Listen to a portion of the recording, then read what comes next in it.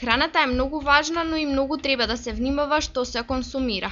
Во овој период, кога температурите се енормно високи, се препорачува консумирање на лесна храна, како што се овошјето и зеленчукот, како и повеќе течности. Месните производи спаѓаат во мрсната храна и експертите препорачуваат што повеќе да се избегнуваат во овој период. Покрај тоа што на високите температури месните производи се тешки за одржување, причинители се и за голем број болести. Граѓаните на Кочани со поделени мислења за консумирањето месни производи. Многу слабо. Повеќе имаме домашна храна. Сметаме дека домашна храна е поисправна.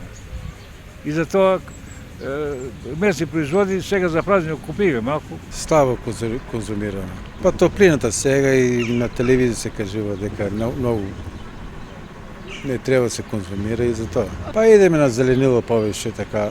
Па патижани, краставички ефтини има и така тоа повеќе практикуваме го моментално поради топлината, жештината. Месни производи. Многу послаб. Се повеќе зеленчуци. Да, овошје е. Така.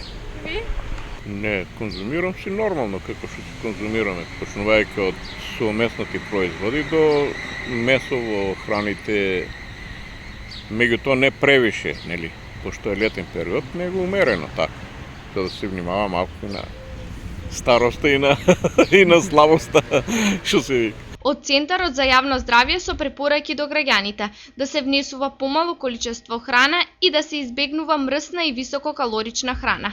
Термички подготвената и преработена храна да се консумира веднаш. Остатокот од подготвената храна да се чува на температура до плюс 8 степени, а да се загрее на плюс 100 степени кога ќе се употребува.